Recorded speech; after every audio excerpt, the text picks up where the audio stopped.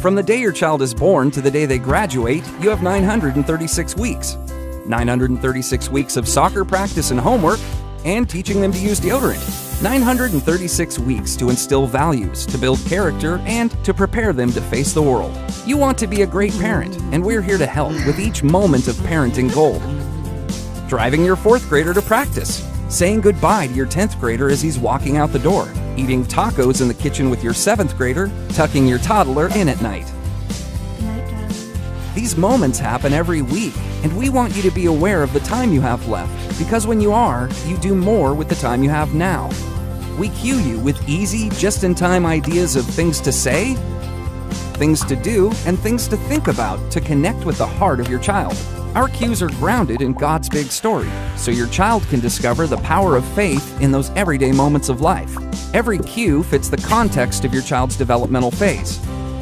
We cue you when your high schooler won't leave their room, your middle schooler won't pick up their clothes, your 2-year-old won't stop talking. We help you understand these moments, and we help you connect. You only have 936 weeks. You can't afford to waste them. Parent Cue. It's what we do. Download it for free today. Hi, families. Welcome to our Parent Cue about anxiety.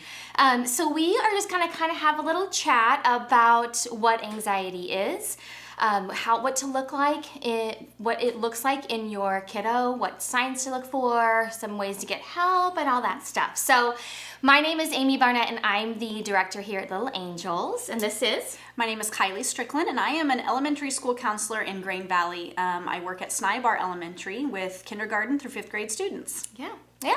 So we're just going to kind of talk a little bit about some things that might just be helpful for you guys when we're talking about anxiety. Anxiety obviously is something that has been a hot topic, something we've been dealing with since the pandemic and in the last few years.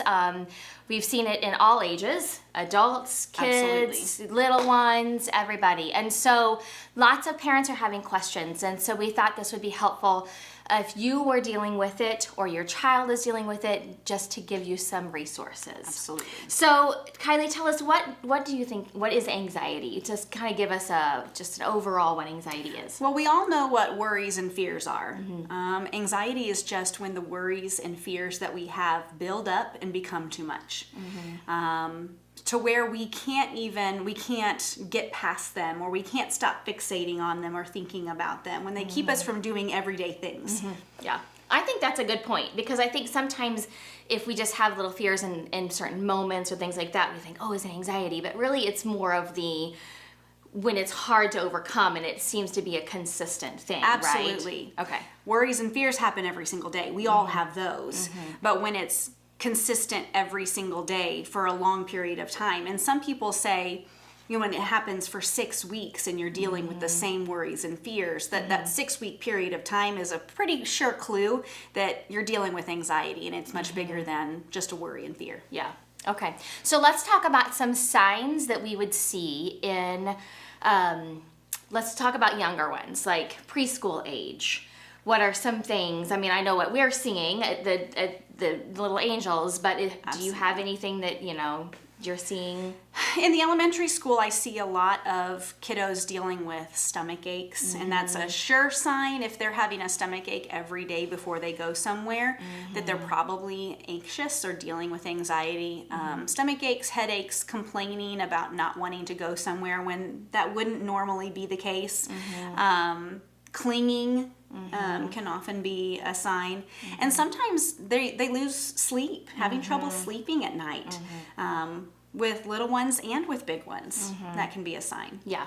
And I know in our experience, in my experience, we're seeing some behaviors come out that parents are like, we've never seen this before, we don't know what's happening. I mean, obviously as kids grow and learn, there's new behaviors that are happening at every age, but just things that are abnormal or maybe blown out of proportion, that it's not something that would, that kind of a fit throwing or whatever would not be something you would do something little. So there's that. Lots of questions, I feel like, too. Kids are asking lots and lots more questions. I mean, we're used to them asking questions, right? But lately I feel like they're asking more and more questions, and they're thought provoking, and they're wanting to know what's happening.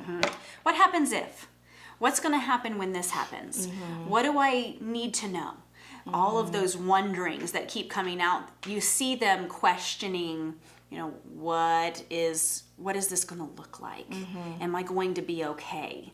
And you can see their wheels turning. Yeah. So I know I've had some parents ask me or tell me that they've tried to help their kids to just kind of prepare them. So if there's like a stressful situation, they prepare them and they've talked about it. And sometimes it's worked and sometimes it hasn't. And so sometimes they feel like whenever they prepare them, it makes it worse because then they start being anxious and stressing about it. So what would you say to that? Well, every child is different. Yeah. And nobody knows your children like you do. And so you kind of have to gauge, is telling my child a long time in advance going to be helpful to them, or is it going to hurt them? Sometimes it comes by trial and error and finding that out. With one of my kids, I need to let him know just before we go what to expect. And so that may be the case with some others too. Yeah. I think that's a good point too. We have to know our kids, our own kids, and what works for them, because every kid is different. And even if you have multiple kids, what works for one doesn't work for the other. I think it's also important to realize that you may be preparing your kiddo very well, and they may understand exactly what's going to happen, but even when it does happen, they're still going to see some of that anxiety as they're experiencing it for the first time. That doesn't mean that you haven't prepared them. Right. Sometimes they just need to go through it that first time or second time, and sometimes third time, to really get a feel for what is this new experience. Yeah, and to know they can do it. Oh, absolutely. Right, because that's sometimes the biggest fear is I don't think I can do that experience, or I can't think I can, go through that. And so when they do it a couple times, and they know, oh, I can do this. I got this. It sometimes seems silly because it's things that they're having anxiety about that they've done over and over before, or they have done before. Like, I go to school every year. Yeah. But all of a sudden, those things that we've done seem new, or they seem scarier. And so you might see that pop up as well. That is a very good point. That's a very good point. So let's talk about middle school. Do you have a middle schooler in your home? I don't have a middle schooler in my home, but I did teach middle school for a few years. And so I've got some experience with middle schoolers. Okay, so middle schoolers' anxiety would look like what?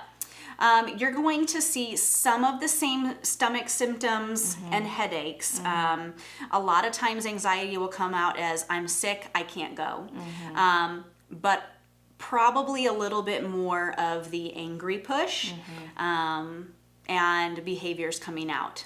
Yeah. Because they don't want to deal with it the way that maybe they need to. Yeah, and I've heard of some other counselors also talk about how they don't want to go to school. Kind of the same thing, that they just are having a difficult time even getting them to go to school. And of course, as we know, middle schoolers are bigger. Yes. You can't just force them in the a much bigger battle. So then for high schoolers, what are your thoughts on high school for that? High schoolers are going to see much of the same symptoms.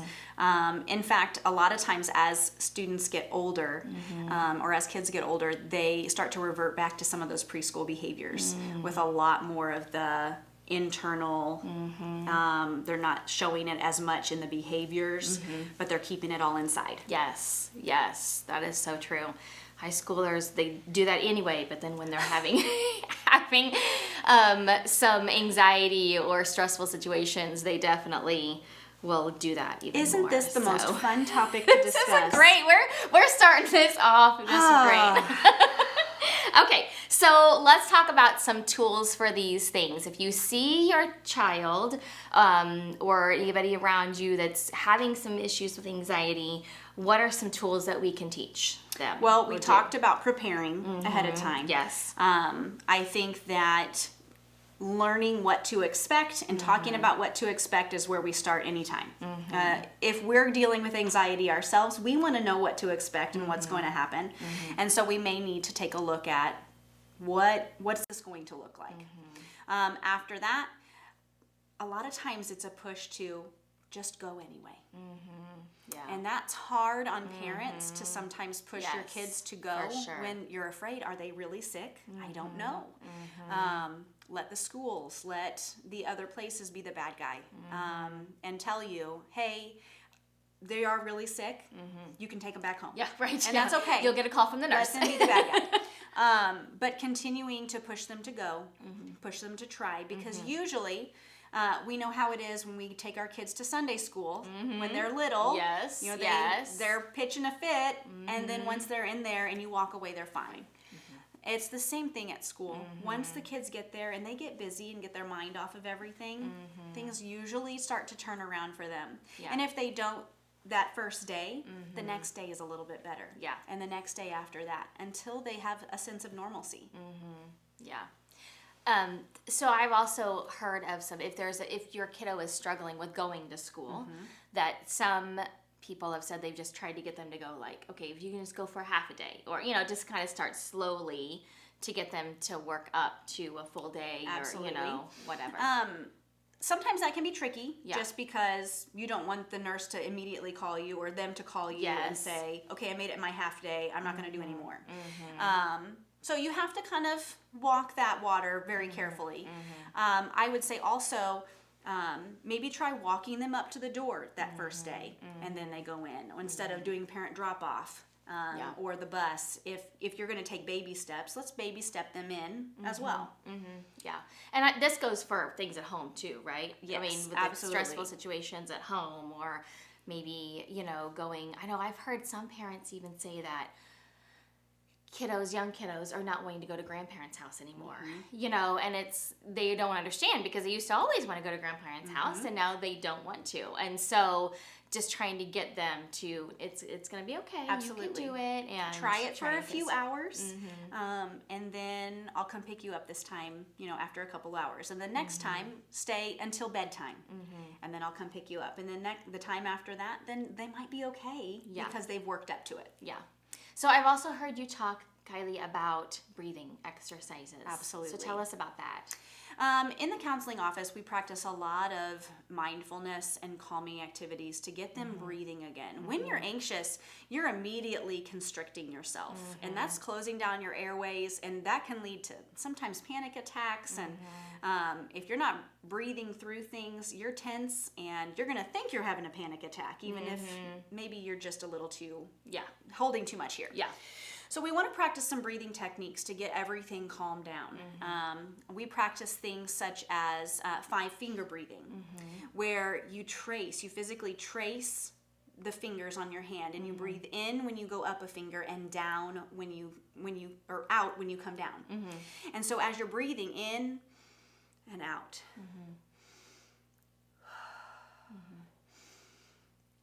You're doing it often enough that it's getting your mind off of it. You're Yes. tracing it so that it's changing your mindset on, oh, I'm really worried about going to T-ball today, or I'm really worried about going to the doctor right now. And, okay, you're focusing now on what your hand is doing. Practicing things such as square breathing, where you are focusing and tracing around a square. And deep breath in and out, in and out. And it allows you to change your mindset. Yeah. And this works for all ages, right? 100% it does. In fact, I used it today Yeah. as I was walking in to teach a class. Yes. So- Yeah. I know I use it. With the younger ones, we do a star breath, or we make it fun. So, and we practice these things in non-stressful situations, so that way, hopefully in a stressful situation, that it will become natural to them, and so that they will just, I'll just breathe. And so if you try to teach them that when they're stressed, it's not going to work very No, well.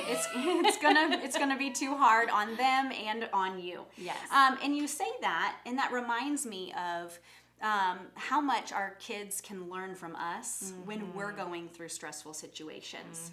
So taking a moment for us to be able to lead by example. Yes. When you're going through a stressful time because the kids are everywhere in the grocery store, and you're having to tell everyone no and get the groceries out on the belt.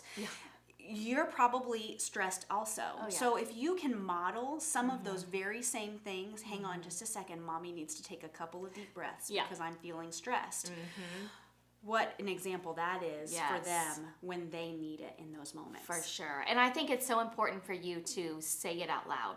Absolutely. You know, it's one thing for us to model, right, and to do it, but it's so important for us to actually say what we're doing so that the kids can actually see, and that you are actually saying, I'm doing this because I'm in a stressful situation and I know I need to take some deep breaths. And so for you to say that out loud just helps them to know, oh, it's okay. Yeah. And so I think that's a huge one, is just to say what you're actually doing. Exactly. And how normal it is. Yes. When I teach my students about anxiety, one of the first things that helps me lead them and calm their minds about it is to teach them how normal it is and how often we see it and how many students and kids and families are dealing with anxiety and stressful situations. Oh, I'm not the only one, because first thought is I'm the only one dealing with this, Right. and there's nobody like me, Right. and that makes it worse. Yes. So we want to normalize the anxiety that we're feeling. Yeah. So when we talk, obviously these things we can do with all ages, but when we talk more middle school and high school, we will do breathing and, preparing them, right? And talking them through those situations, but anything else that we can do in preparation for those middle school and high schoolers? I think for our older kids, it's important for them to know that they can ask questions. Yeah. It gets them started on the path of talking about how they're feeling. And so they can truly reach out for answers or help when they need it. So I know a lot of times middle school and high schoolers don't want to ask you questions. Right. But if we can lead them and help them understand that they can ask others questions and teach them questions that they can ask, Right. is really helpful. And I think it goes back to with them as well, with talking to them, but also talking them to them in a non-stressful situation, kind of like the practicing breathing. We're going to practice talking to our middle school and high schoolers when they're not stressed and when you're not fishing for information, right? We want to connect with them. We want them to be seen and heard and know that they're seen and heard, because a lot of times that's one of the things that they struggle with the most, is that they just don't feel like they're seen and heard. And I think that's hard as a parent, because we want to fix things, right?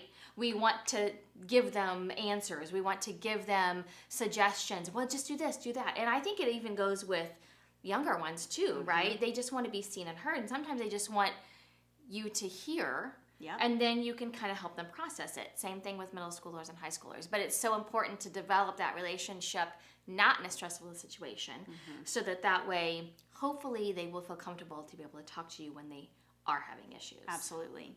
I think as we're talking things through with our middle school and high schoolers, the moment we can put something down or turn off the TV or get rid of any distraction that we're having and just say, talk to me.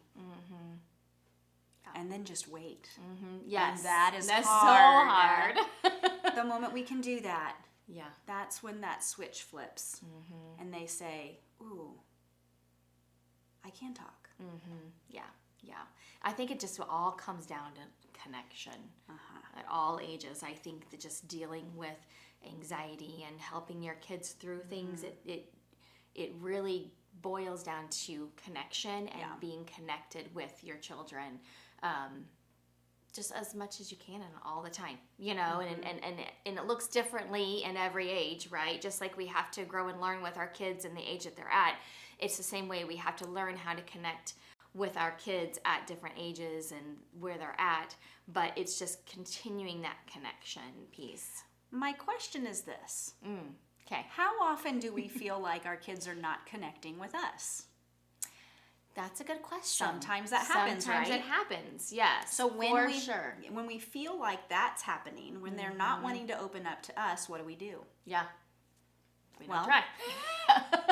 when that is happening, we want to reach out to the people that we know that they're going to connect to. Yes. So whether if they're having trouble at school, then reach out to their child's teacher. Yes. Reach out to the school counselor. That's what they're there for. Okay? They may not know your name yet because they've never had a conversation with you, but that's what they're there for. Yes. Yeah. You guys have a church here with people that love you and your families and your children. Reach out to the child care workers here. Yes. Reach out to the staff and know that your kids are probably going to reach out to people here that they have connected with also. And that's okay. Oh, I think 100%. sometimes parents feel like, well, they're not going to connect with me, you know, and why would they not connect with me? But sometimes, not sometimes, everybody wants to know that they're loved in all situations, right? And in all areas of their life. And so the more we can show kids at all ages that they're loved in all of these different environments that they're involved in, the more that's going to help them to be 100%. seen and connected and feel loved, to where they know that they have people behind them to help them through these situations. Absolutely. In fact, a lot of times in my profession, I see it become an open door for parents to then be able to. Yeah. So Yeah, and it's great to be able to, even as parents, to be able to be encouraged by other people as well, and just to know, okay, you are doing a good job, and this is how we're going to handle the situation, but you are doing a good job. Yeah. So it's nice to hear that.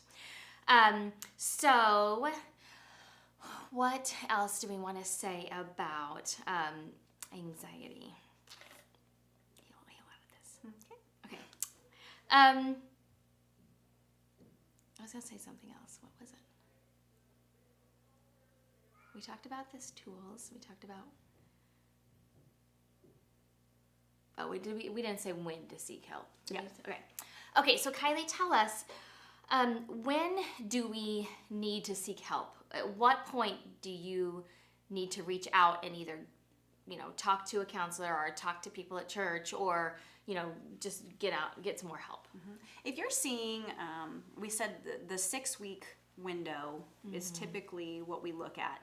If you're seeing anxieties that are continuing beyond a 6-week period of time, and you've talked to somebody or had them talk to somebody, just on an informal basis, it might be time to reach out for more professional help. Somebody who can dive in a little bit deeper with them. And I know that reaching out to professional counselors right now is tricky, and it's hard to get in with people, but it's not unheard of, and it's not something that can't be done. So if you're seeing it continue for that long, then reach out to somebody else. Okay, get the help that you need from a new person, a new perspective. So that's one instance. If you're also seeing that your child is more depressed, or going further deeper into maybe a depression because of the anxiety, reach out to somebody. If they are wanting to hurt themselves, or if you're seeing behaviors that are hurting themselves or hurting others, then it's time to reach out. And I think asking other people around you that, maybe friends, family, whatever, that have kids or have been through that, saying, hey, is this normal behavior? Because I think sometimes we question, is this normal or not? And so it's kind of nice to know and ask other people to be able to know, it's not normal, and this is something we need to look further into. Absolutely. It's important to also know, parents, that there's no shame in this. We are all dealing in a world where it's new, it's strange, nobody knows what's going on half the time, and you would be surprised at how many people are frustrated and worried and anxious about life in general and many different things, and are walking the same path that you are. Yeah, we're all in this together. I know that's cliche, isn't it? It makes me want to sing a song. I know, right? Well, thank you, Kylie, for coming and joining us today. So here are some resources for you. This book is called Seen, and I have read it. Some other people have read it, and it's a very good book. And it more deals with older kids, middle school and high school, but really I feel like you can definitely take some things away from it for the elementary as well. Just talking kind of what we talked about tonight, the power of connection, the power of being able to just see your kids and for them to be heard. So this is a great resource. We also have some resources on our website, so you can go to fbcbluesprings.org and do parent resources. We'll put a little link here in this video so that you can link onto that, and we have lots of different resources on there, different articles, books, things like that you can reach out. Like Kylie said, always reach out to our church staff as well. We would be glad to help and give you any suggestions and help you on your path as we're trying to work this parenting out together. That's right. So thanks for joining us, friends.